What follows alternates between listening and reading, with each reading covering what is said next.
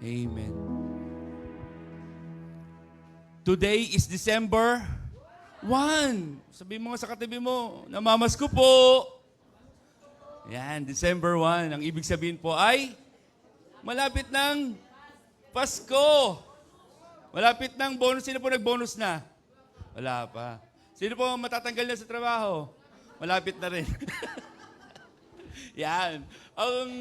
Ano yung topic natin for this month? The Christmas, ano yun? The promises of Christmas. Yung December natin, the promises of Christmas. Ang topic ko po for this Sunday is the heart of Christmas brings joy. Ito po yung promise ng Lord kay Rain. Grabe, para pangalan natin si Rain. Pag nakikita ko lang sa taon to, ano ba? Ganun lang ang boses eh. Tapos nurse na siya, RN. Wow. Ano, registered nurse ba yun? Akala ko kung ano yan. Akala ko registered nanay. Registered nurse pala. The heart of Christmas brings joy. Sino po dito, pag Pasko, masaya? Lalo na yung sa mga bata. Masaya, no? Tayong mga ninong at ninang malungkot. Ay, hindi man? Parang di naman. Parang di naman. Ilan ang anak mo? 10. Ilan ang apo mo? 24. Oo. Baog pa. Baog pa si Ate Lea yan. Yan. The heart of Christmas brings joy. Sino po dito masaya pag December? Amen. May bonus yung anak. Tapos may mga namimigay sa munisipyo ng ayuda. Diba? Sa church, may nagbibigay ng ayuda. Pag umasa, di ka sure. The heart of Christmas brings joy. Gusto ko pong sabihin sa inyo na ang pag-uusapan natin ngayon is about joy. Hindi po si Doktora Joy, kundi joy. Ano po ibig sabihin ng joy? Yun po ay hindi kailanman mananakaw yung joy. Kasi ang happy, nakadepende yan sa happenings. Masaya ka kasi may nangyayari. Pero pag masama na yung nangyayari, hindi ka na happy. Ikaw na ay Colgate. Hindi ka na happy. Ang bagal, Kuya Dani, parang hindi nakaano ngayon. Yan, Luke 2:9-11. Yan ang pagbubulay-bulayan natin yan. Sabi doon, an angel of the Lord appeared to them, and the glory of the Lord shone around them, and they were terrified. Ulit, an angel of the Lord appeared to them, and the glory of the Lord shone around them, and they were terrified. Natakot, kasi pag may angel, parang merong balita eh. But the angel said to them, do not be, mahina, do not be afraid. I bring you good news that will cause great joy for all the people. 11, today in the town of David, a Savior has been born to you. He is the Messiah, the Lord. Tayo patuloy na manalangin. Panginoon, sa oras mong ito, dinadalangin ko, Panginoon, ang iyong banal na Espiritu siyang kumilos, Panginoon. Ma-enjoy namin yung moment, Panginoon, na maikintal sa puso namin, Panginoon, na merong kagalakan na binigay yung Jesus, Panginoon, sa buhay namin, Panginoon.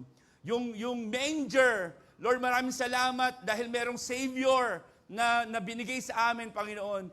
And Lord, patuloy namin ma-nurture sa puso namin, Panginoon, ma-enjoy namin yung moment na may nag-save sa amin, Panginoon. Sa lahat na papuri pagsamba sa pangalan ni Jesus, Amen. Sino po dito ang nakaamoy na ng Pasko? Simoy Pasko na ba? Sa bahay niyo ba may Christmas tree na? Dito may Christmas tree na, dala-dalawa pa. Ha? Sino po dito nagbabalot na po ng regalo? Wala? Bakit? Wala pang budget. Wala pang pera, ha? Wala pang pambalot. Dyaryo-dyaryo lang. Yan, pag simoy Pasko, yun yung nag-enjoy ka kasi malamig na. Nandiyan mo yung ginaw-ginaw na ngayon. Di ba? Tapos wala nang ganong bagyo. Oh, meron na parating? Meron na naman. Baka January pa lang sa iyo. Jesus was born to bring the gifts of hope, peace, joy, and love. And that is the real reason for this season. Makinig po kayo. Ang tunay na reason kung bakit may Pasko is to bring joy, hope, and peace. Marami po sa atin wala ng hope. Lalo na pag nabalitaan mo na matatanggal ka na sa trabaho, you lose hope. Masaya ka ba, Dorcel, na mawala ng trabaho? Ako po, nung ako'y nawalan ng trabaho, sinabi sa amin, 1 month, wala ka ng trabaho. Di ba? Ang saya-saya, di ba? Buti nga sa inyo, matagal-tagal pa na malalaman mo na, oy, tatanggalin ka na. Kailan? Basta mag-prepare ka na. Sa amin, 1 buwan. Ang hirap po ng isipin na kinabukasan wala ka ng trabaho.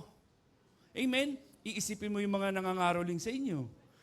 Iisipin mo yung mga inaanak mo na milyon-milyon yung binibigay ko. Di ba? Wala po sila ngayon. And imagine that this verse says that Jesus was born to bring gifts you hope. Kung ikaw ay nawawalan ng pag-asa, hindi mo kailangan ng mga regalo. Ang kailangan mo si Jesus. Amen ba doon? Malinaw na kaya pala siya ay binigay sa atin kasi may mga tao na nalulunod ng hope. Lalo na yung mga tao na kojik ng kojik, tapos hindi naman pumuputi. Sino ba? Di ba? Sa Ate Leia lang ba? Yung papel de liha, ginano nila ng papel de liha para pumuti. Guys, don't lose hope. Merong siyensya. Merong operasyon. We need peace nang gagaling sa Panginoon. Alam niyo yung mayaman ka, pero wala kang peace. Sino ito yung mayaman? Marami nang hawakan pera. 50,000 pero malungkot pa. May kakilala kayong ganon? Mayaman pero malungkot? I've been there. Ano lang. Dumaan lang. I've been there. Okay. Ano ang mga bagay na nagpapasaya? Sa iyo, Ate Leia, ano ang mga bagay na nagpapasaya sa iyo? Siyempre, ang nagpapasaya sa akin, unang-una si Lord, pangalawa mga apo ko. Pangilan yung pera? Ay, siyempre kailangan natin, pero mas mahalaga siyempre. Ang pera naman, Oo. Pero kung may pera, bakit hindi, di ba? Pero ano pa yung mga nagpapasaya sa'yo? Dito yung mga adik sa kape. Yung magpapakulo ng mainit na tubig, tapos magkakape, tapos hihipan. Gusto ko kumukulo-kulo, tapos hihipan din naman. Buti hindi nagsalita yung kape. Nakaganon yung kape. Ang baho ng hininga mo. Pag sinabing free Starbucks, sino sasama? Oh. Ha? Si Red lang? Lahat sasama, di ba? Basta libre! Sabi mo sa katabi mo, ang kapal na mukha mo. Kilala na kita. Basta libre, pag ano yung iba, uy, alis tayo. Ayoko. Saan mo tayo? SM, ayoko. Libre kita. Uy, lika na. Mabilis ka usap eh.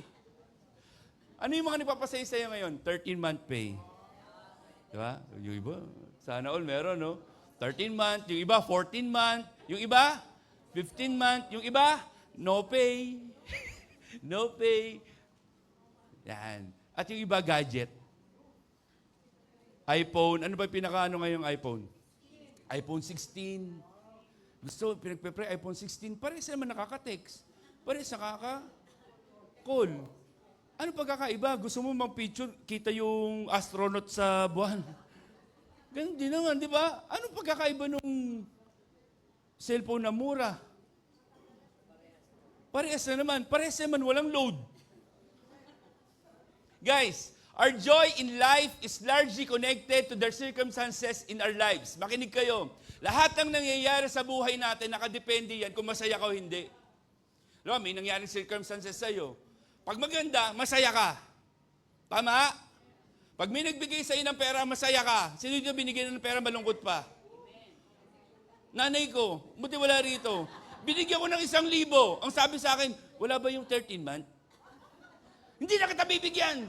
Sabi ko sa kanya, nandiyan ka, di ba? Hindi, naka-online yan. Di ba may mga taong ganun, binigyan mo na galit pa? Nanay ko lang ba yun? Baka nabibilaw ko na yung nanay ko. Minsan po, ano ba sa atin, hindi naman lahat ng rin pumasa, di ba? Ilan kayong may bumagsak sa inyo? Meron naman eh. Tingnan mo sila, malungkot. Imagine mo, nag-aaral ka tapos nag-exam ka, bumagsak ka. May bumagsak ba masaya? Wala, nakadepende kasi yan sa circumstances kung meron tayo o wala eh. Nagets nyo? Kung wala kang pera, pumunta ka rito. Sino dito walang pera pero masaya? Ako. Oh, kapkapan yan. Pang tithes. Wow, may pumupunta pa pala sa church na pang tithes lang. Tapos mangungutang. Mai-scam ka na naman. John 1:14. And the Word became flesh and dwelt among us, and we have seen His glory, glory as of the only Son from the Father, full of grace and truth. Guys, nung si Lord ay nasa langit, sabi sa John 1:14, and the Word became flesh. Di ba? Let there be. Narinig yun sa Genesis, let there be light. And that Word became flesh. Kung tayo noon ay puro nakikinig lang nung Old Testament, tapos naging malakay, inintay natin yung 500 years papuntang Matthew. Nagkaroon ng silence dun sa 500 years na walang binabanggit about Savior. Nag-iintay lang sila kung sino yung darating na Savior. And hold and behold, bigla nagkaroon ng flesh, ng anak si Mary, and dumating si Jesus. Ang sabi dito, that man is full of, ano sabi doon? Full of? Globe? Ano? Parang iba yun. Full. Glory. Growth, yan. Pero basa. Ang sabi dito, full of grace. Sino po dito kailangan ng grace? May grace ka na? May grace ka? Ikaw, ano pangalan niya? Haji. Lahat tayo kailangan ng grace. Bukod ba yun sa shota ni kay Angel na grace? Lahat tayo kailangan ng grace. Sabi mo sa katabi mo, ikaw ang topic ngayon. Sino po dito kailangan ng grace? Yung paggising mo pa lang sa umaga, sobrang dami ng iniisip mo, kailangan mo ng grace. Amen ba? Amen ba? Yung sa dami ng problema mo, kailangan mo ng grace ni Lord. Kasi kung walang grace ni Lord, siguro napundi ka na sa anak mo. Tama, correct? Kasi kung walang grace si Lord sa'yo, malamang sinunog ka na ni Lord. Tama, mali? Ganon ka-gracious si Lord sa'yo. Kaya hanggang ngayon, buhay ka pa. Sabi mo sa katabi mo, buhay ka pa? When Jesus was born in the manger, He was God coming to live among us as one of us with skin and bone, flesh and blood. Guys, makinig kayo. Hindi lang tayo nananalangin na Lord, kumilos ka, kung hindi yung Diyos na pinapanalangin natin, nasa puso natin. Namumuhay sa atin. Kaya kung meron tayong problema, meron tayong pinagdaraanan, ginawa na ng paraan ng Panginoon na yung pinagpe-pray mo, yung dinadalanginan mo, bumaba para sa'yo. At hindi lang bumaba para sa'yo, nagkatawang tao. Why? Bakit siya with skin, bone, flesh, and blood? Para maranasan kung ano yung nararanasan mo. Narinig nyo na yung hindi mo kasi alam kung ano yung nararamdaman ko. Di ba? Alam mo si Lord, sabi niya, ako, flesh and blood. Tinatwa ka ng kaibigan mo? Ako. Tinatwa ako ng kaibigan ko. Yung pagkatwa ni Pedro sa kanya, hindi lang basta katwa yun. Ilang beses? 3. Ang sakit nun. It hurts, you know? It hurts. Yung sinabi ka na, oy, boyfriend mo ba yon? Tapos sinabi mo, hindi. Ang sakit nun. Sino dito na ghosting na? Yung feeling mo kayo, hindi pala. Di ba? Ang sakit nun, Pao. Ang sakit nun. Pero lahat yon naranasan ni Lord. Sabi mo sa katabi mo, hindi ka nag-iisa. This passage gives us 2 main reasons for a joy that does not have to change with the season or shift with our situation. Tingin kayo dito. Ang lahat ng nangyayari sa atin, every season lang yan. Daanan mo lang yan. Maaring malungkot ka ngayon, lilipas din yan. Pag masaya ka ngayon, lilipas din yan. Babalik yan. Iikot lang yan. May kanta nga gulong ng palad. O yan Matud nila ako dili mansanas. Yung situation na meron ka, iikot din yan. Pwede mo sabihin sa katabi mo, yung situation na meron ka, lilipas din yan. And lesson number 1, sulat natin. We can have joy because God came to us. Hindi tayo masaya kasi meron tayong regalo o may ina-expect tayong 13-month pay. Hindi tayo masaya kasi may bago tayong damit. Hindi tayo masaya kasi may bago tayong sasakyan. Masaya tayo because God came to us. Ang Diyos mismo ang pumunta sa atin. Gets niyo ba yon? Yung Diyos nasa atin. Aren't you glad? Masaya ba kayo? Parang hindi. Masaya ba kayo na yung Diyos nakakausap nyo? Amen? Sino po dito nakakausap si Lord? Amen. Ang sarap po nun. Imagine mo dati hindi ka makadirekta sa Diyos. Pero dahil kay Jesus, nung pinanganak siya, nakakadirekta ka na. And imagine ninyo, napakadaming dapat patayin. Di ba? Papatayin, paano yung mag-o-offer? Burnt offering. Papatayin ng hayop. Tapos susunugin, yung usok pupunta sa langit. Tapos titignan kung blines ni Lord yon. And imagine niyo kung ngayon tayo ganun. Bawat kasalanan mo may dala-dala kang kalapate. Ubos. Malamang yung dinosaur kaya naubos Kaka-birth offering Wala naman dito. Kahit butiki ngayon hahanapin ibibigay Lesson number 1, we can have joy because God came to us. A common misconception daw po sa buhay natin, yung pinipilit natin maging perpekto. Yung tingin natin, para maging malapit kay Lord, kailangan perpekto ako. Wala pong perpektong tao. Pangalan lang po yun. Si Pekto. Pero kahit kailan, kahit anong super work mo, hindi ka kailanman magiging perfect. Naniniwala ba kayo doon na kayo hindi perfecto? Sabi mo sa katabi mo, hindi ka perfecto, huwag mong pilitin. One of the greatest joy robbers in our lives is thinking we can never be good enough.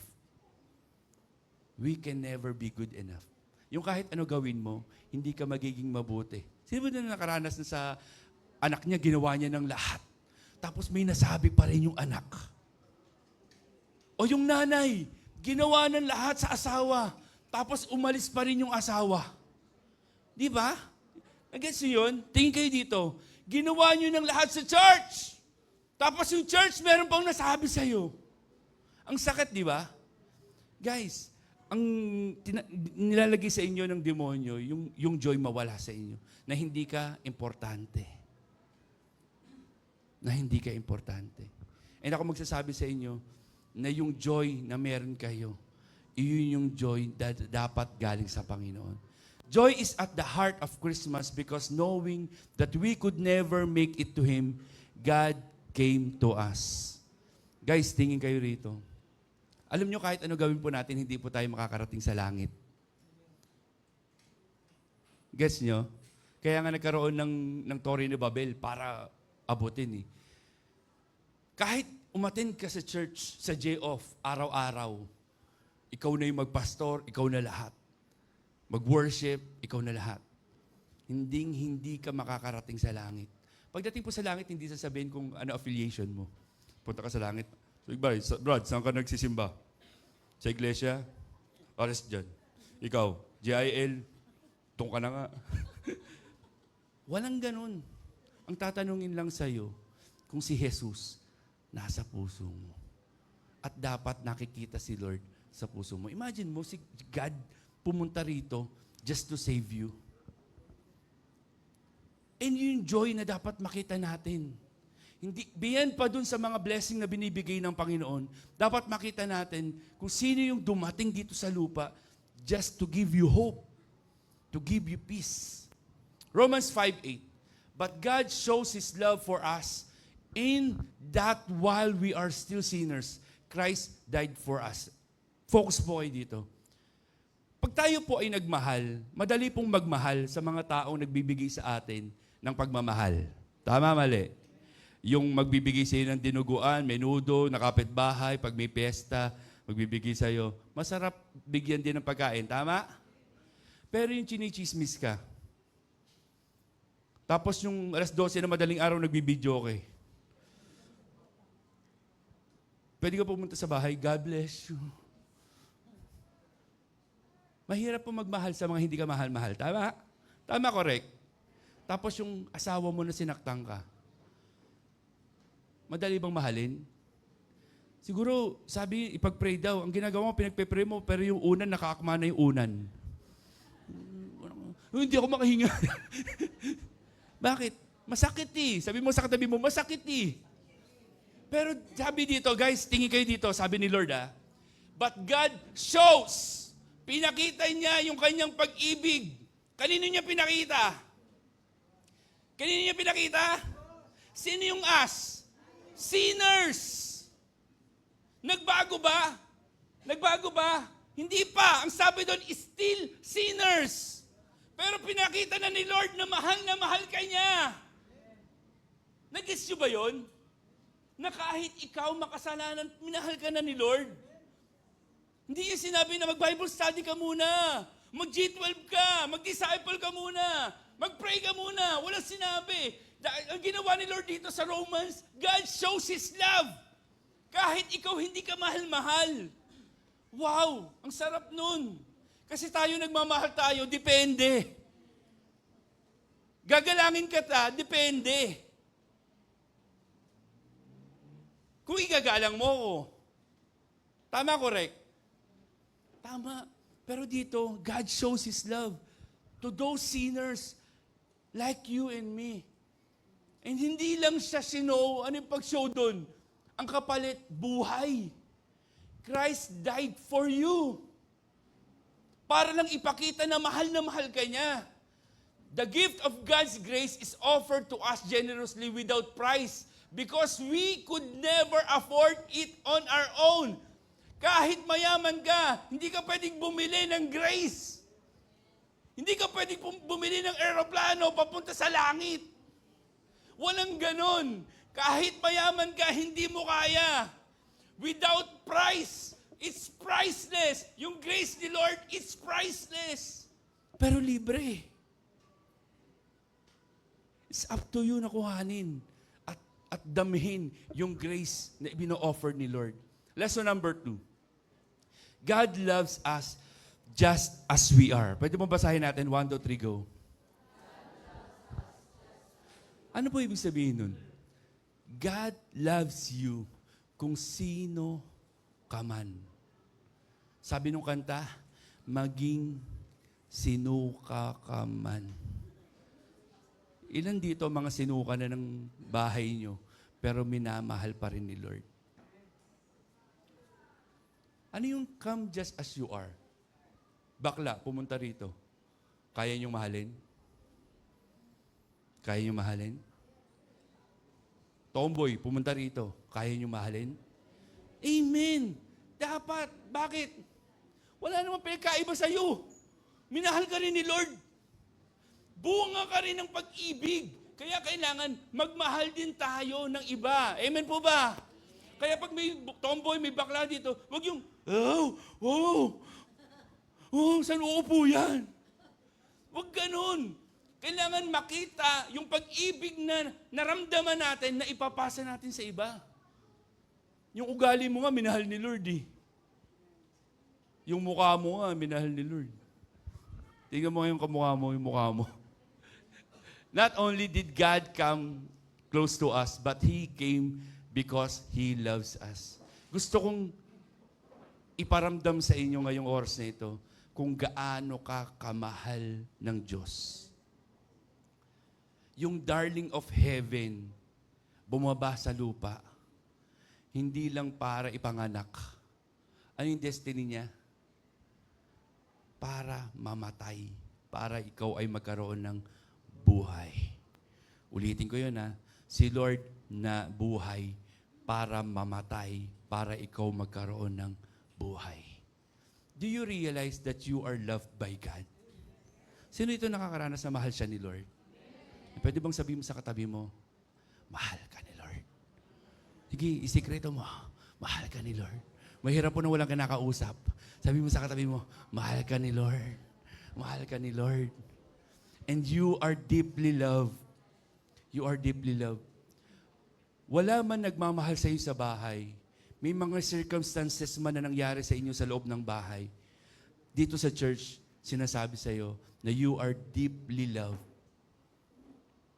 Ano man ang pinagdaanan mo, ano man ang ugali mo, you are deeply loved. Sino po rito sa church naranasan niya na mahal siya ng churchmate niya? Sa mga D-group nyo, alam niyo ba na mahal kayo ng mga D-group member nyo? Sino dito mga tinakwil ng D-group member? Dahil sa ugali. Si Ate Lea lang ba? Ay, diyan ka kasi umupo eh. Di ba? Alam niyo ba to? Kaya pala umiiyak, Mami P. Diba? Pero yung mukha mo naka-chinsansu, ha? Hindi ba? Apple boss, wow! When Jesus came to us, ikaw na. When Jesus came to us, He came full of grace. Nung dumawa daw si Lord dito, full of grace siya. Alam niyo ba yung grace? What is grace? Biyaya? Nakalimutan niyo na yung grace. What is grace? Sino pwedeng sumagot? What is grace? Grace, kapitbahay mo? Grace. What is grace? Kuya Angelito. Sabi niya, ang grace, ito yung hindi mo deserve, pero binigay sa'yo. Gets? Tandaan niyo yan. Ito lang, mamamatay kayo, ito lang matatandaan niyo. Ano yung grace? Ano yung grace? Tiyan mo, nakalimutan niyo agad. Yung grace, binigay sa'yo kahit hindi mo deserve. Ano yung mercy? Mercy, awa. Ang galing. Ano yung awa? Ano yung mercy? Deserve mo, pero hindi binigay sa'yo. Nalito na kayo? Nalito kayo? Tatandaan niyo na, mahalaga to. Ano yung grace? Ayan, Ate Lea, ayan. Sige. Ano yung grace, ate? Hindi mo deserve, pero binigay sa'yo. Yung mercy, deserve mo, pero hindi binigay sa'yo. Yung grace, ito yung hindi mo deserve, pero binigay sa'yo. Yung buhay na walang hanggan, di mo deserve yan. Yung buhay na walang hanggan, di natin deserve. Pero binigay ni Lord. Namatay si Jesus para sa'yo. Ano yung mercy? Ano yung deserve mo? Mapunta sa impyerno, deserve mo yan. Tama, mali. Ang kabayaran ng kasalanan ay kamatayan. Deserve mo mapunta sa impyerno. Sabi mo sa katabi mo, deserve mo mapunta sa impyerno. Sige, pagkakataon mo yan. Sige, makaganti-ganti. Sige mo. Deserve mo, di ba? Pero hindi binigay sa'yo. Tingin kayo Deserve mong mapunta sa impyerno, pero hindi binigay sa'yo. Bakit? Si Lord ang umako ng impyernong buhay para sa'yo. Wow! Malakas sa palakpak para sa Lord. Ang Greek word po ng grace is charis. Char. Which means favor, kindness, or a gift of blessing. Ito daw po yung hindi deserve ng iba, pero binigay mo pa rin. Kailan tayo matututo na magbigay ng favor sa iba kahit sinasaktan ka nila? Sino itong mga sinaktan na ng ibang tao? Sinaktan na ng karelasyon mo. Normal yan. Si Dorsey lang ba? Ay. 1 John 4:9. Sabi dito, in this, the love of God was made manifest among us, that God sent His only Son into the world so that we might live through Him. Sabi ni Pablo, hindi na ako ang nabubuhay para sa akin, kundi si Kristo ang nabubuhay sa akin. Pag tayo po ay nasasaktan ng iba, ang lagi mong iisipin, what would Jesus do? Pag si Lord, ano kaya gagawin ni Lord? Ikaw, ganito yung circumstances mo, lagi mo titignan, hindi na ako yung nabubuhay sa sarili ko. Bakit? Dati po, pag tayo pinagalitan o pinahiya, ano gagawin natin? Humanda ka! Huh? Yan, nagulat. Nagising ka na tayo. Buti hindi napamuro. Guys, dapat ikaw hindi na nabubuhay sa sarili mo. Pag tinatamad ka tuwing linggo, kausapin mo yung sarili mo. Hindi na ako ang nabubuhay sa sarili ko. A-attend ako ng church. Huwag na yung pipiliting ka pa, Jethro. Ay, ano ba yan? Sino ka man? Sino ka mang Jethro ka? Baka wala Sunday. Ikaw Noel din. Nag-aabang si Mong. Gets? Guys, sa bawat buhay natin, hindi ikaw dapat ang nabubuhay, kundi si Kristo na ang nabubuhay sa iyo. Sa tuwing may pagsubok ang pinagdadaanan, huwag ikaw ang magre-react. Inisip mo, Lord, ano yung plano mo? Ano yung gagawin mo? Sabi ko nga sa inyo, nung nakaraan, pinagalitan ako sa office. May transfer lang ako na problem sa boss ko. Ayaw pala niya ng problema. Galing ng boss ko, no? Gusto ako sumolve ng problema. Siya gumawa ng problema. Tapos, sabi sa akin, alam niyo ba kung bakit ako nagpatawag na emergency meeting? Ganun pa yun. Oo nga, ma'am. Nagtataka rin ako bakit.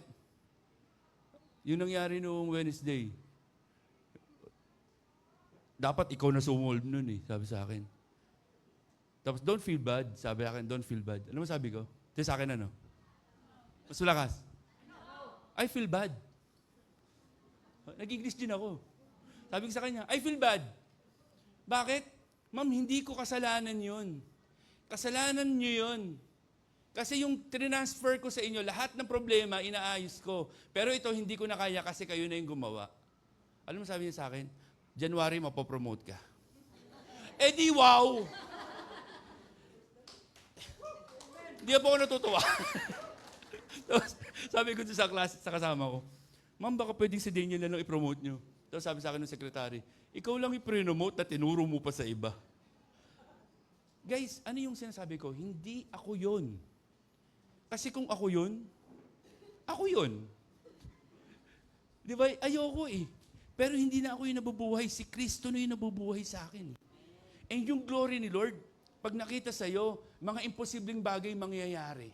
Amen ba doon? Amen. Lastly, lesson 3. Joy is a result of grace.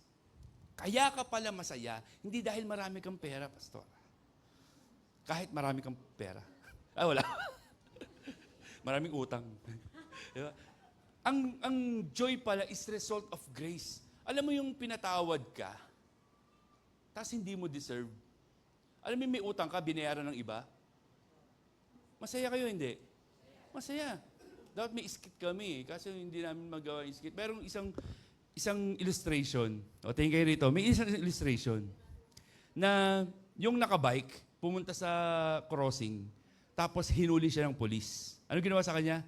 Hinuli ng polis. Tapos sabi sa kanya, beating the red light ka. Bike lang? Beating the red light pa? Sabi ng Oo! Sabi niya, beating the red light ka. Tapos, nakachinelas ka ba? Sabi niya, sir, bike lang po ito. Bakit nakachinelas? Tumawa ka. Wearing ugly face. Sinulat sa kanya sinulat lahat. Ang dami niyang violation. Tapos sabi niya, naku po, paano to? Sabi niya, ang sabi ng police officer, ang fine, 1 million. No bail. Ikukulong ka ng 2 taon lang naman. Tapos, umiiyak yung hinuli.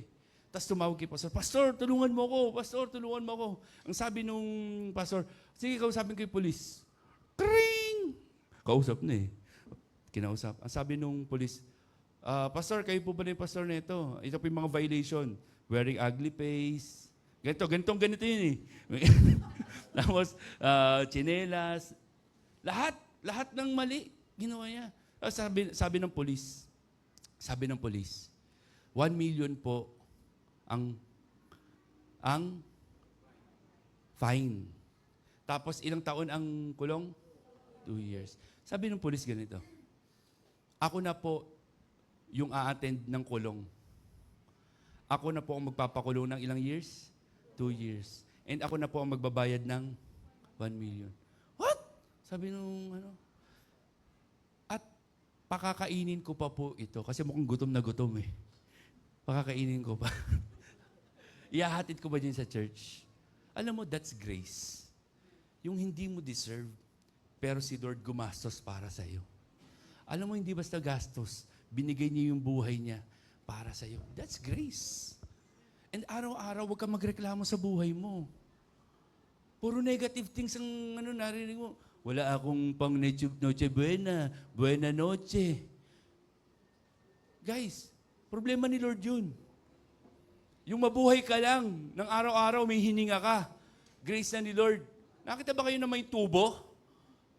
Binabayaran yung oxygen. Ikaw, sarap na sarap tulog. Naghihilik pa. Yung aso ko, naghihilik yan eh. Sino dito may aso? Katabi mo sa bahay. May aso ka, kuya? Tuta. Ano? Kala ko nagbura ka eh. Pusa. Ayusin mo ko yung Dani. Pusa. Ayan. 2 Corinthians 12:9. 3 times I pleaded with the Lord to take it away. Kuya Dennis, 3 times I pleaded with the Lord to take it away from me. Kuya Dennis, for me. Ito yung ni Pablo. Dito ako matatapos. But he said to me, my grace is sufficient for you, for my power is made perfect in weakness.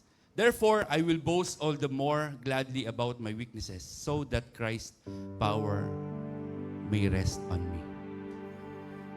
Si Pablo, merong tinatawag na thorn in the flesh. Sino po dito yung nag-ano ka ng kahoy, tapos may maliit na, aso ba tawag doon? Sa lubsob. Yung nasa lubsob ka, ay, nagtapa ka, ay, nasa lubsob. Nasubsob ba yan? Yung ibang tagal talaga magano. Ngayon na tumawa, 5 seconds. Yung nasa lubsob ka, tapos ang liit-liit niya, pero hindi ka makagawa sa bahay. Masakit. Merong dito sinabi si Pablo, sabi niya, Lord, tanggalin mo yung thorn in the flesh ko. Nahihirapan na ako, Lord, tanggalin mo. Anong sagot sa kanya ni Lord? Anong sagot ni Lord sa kanya? My grace is sufficient for you. Tingin kayo rito. Hindi lahat ng panalangin mo sasagutin ni Lord ng yes.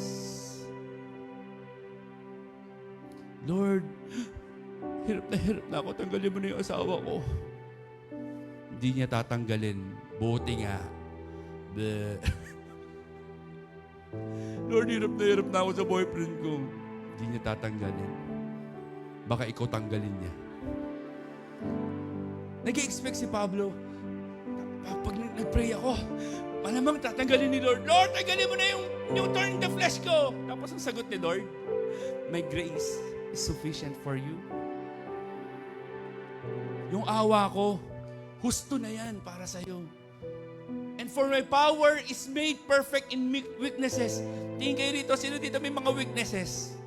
Sino dito mayroong mga pinagdaanan na hanggang ngayon, dinidibdib mo pa?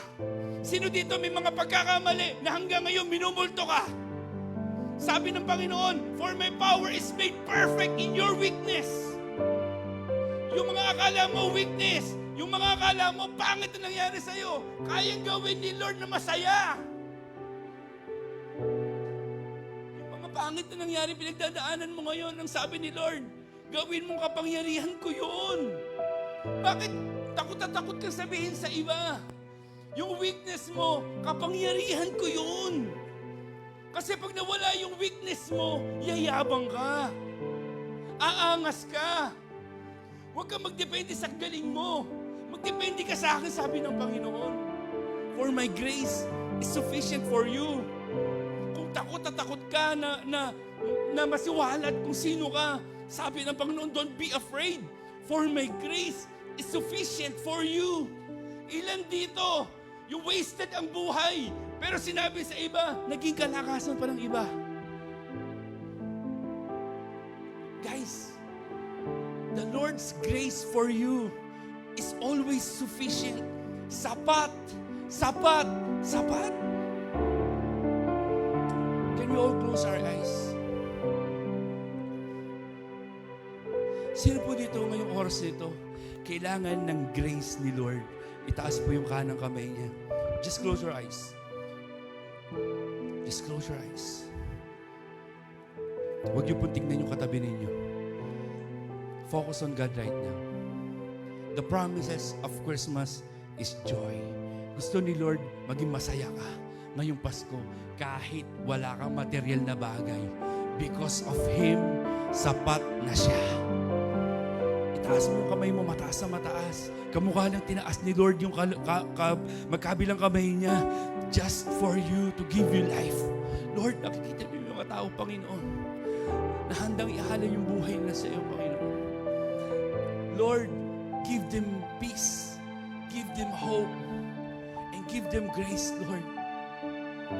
Maranasan ng bawat isa sa amin yung grasya mo araw-araw, Panginoon. Maranasan, Panginoon, ng mga taong ito, Lord, yung grasya mo. Kaya kami aatin ng church, not because of us, because we receive grace, Lord. Kaya kami gagawa ng mabuti dahil kami mismo naranasan namin na gawa ng mabuti, Panginoon. Kaya kami mag-evangelize, kaya kami aawit sa iyo, kaya kami mag-ministry, Panginoon. Hindi dahil magaling kami, kundi na rin naranasan namin, Panginoon, yung grace na galing sa iyo. Lord, we will spread that love, Panginoon, habang pag-uwi namin, Lord. Receive the grace of God right now. Receive His mercy. Receive His peace. Receive His love. And Lord, thank you for this moment. Pwede pa tayong lahat tumayo. Pwede pong lalaki sa lalaki, babae sa babae, pwede pong yakapin. At iparamdam sa Kanya yung grace ni Lord. Can you pray for them? Amin, Diyos Ama. Sige po, umikot po tayo. Pwede po tayong umikot, lalaki sa lalaki, babae sa babae po, tapos yakapin po natin sila. Hinihilingan ko po kayo na umalis po sa upuan ninyo and spread the love and grace of God. Oh, napakabuti mo, di ka nagbabago. Sige po, umikot po tayo. Huwag po nating sayangin yung moment na ito. Dahil paramdam sa iba kung gaano siya kaimportante. Come on. Huwag po tayo mahiya. Leaders, pwede ba umikot tayo? Yakapin po natin sila. Oh, napakabuti mo. Oh, aming Diyos Ama. Ang iyong nilikha, luluwalhatiin ka. Sige po, maghanap po tayo ng pwedeng yakapin. And spread the love of God. Napakabuti mo. Oh, di ka nagbabago.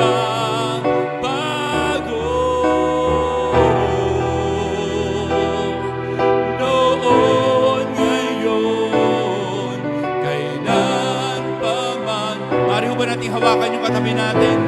Hawakan po natin yung kamay. Nasabihin po natin, sabay-sabay, oh, napakabuti mo. Oh, aming Diyos Ama. Sabay-sabay po nating awitin ang iyong nilikha. Ang iyong nilikha, luluwalhatiin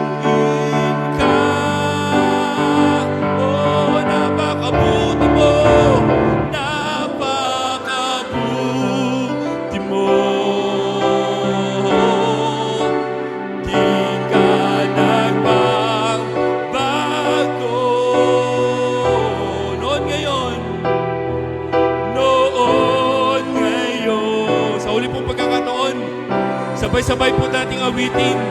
Habang magkakahawak ang ating mga kamay, higpitan mo yung hawak at sabihin mo sa Kanya, Panginoon, napakabuti mo. Oh!